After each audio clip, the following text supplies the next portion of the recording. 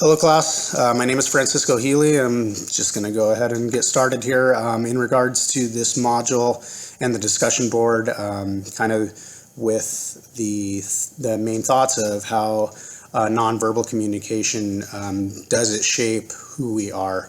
And just basically, I would kind of say yes. So to back that up, some things that quickly stood out to me came in the text in Miller, page 143. We see the text state that nonverbal behavior provides information about people's moods and meanings. So I think that's just kind of the basic kind of approachability to people and lives. When somebody's kind of doesn't want to be approached, or some quick things that come into mind for some reason is that Charlie Brown character. He's always got a cloud over his head. He's always slunched over.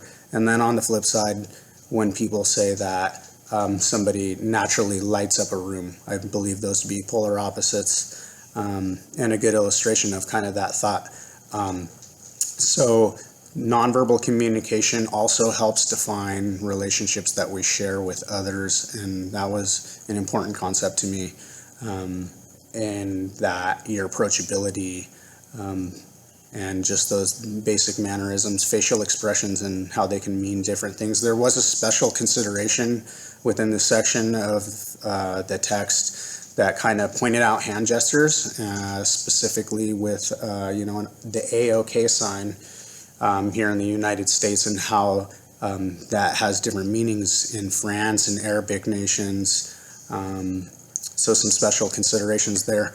When it came to the TED Talk, I think that was kind of the most meaningful illustration of this concept for me personally, what was being spoken about there. So I work as an EMT for a local fire department, so I was really intrigued by the dominance and passive stances in the primate world, as well as how that relates in the human species, as well as how that was tied into a high testosterone and low cortisol response. So to get that hormonal response, it made a lot of sense to me.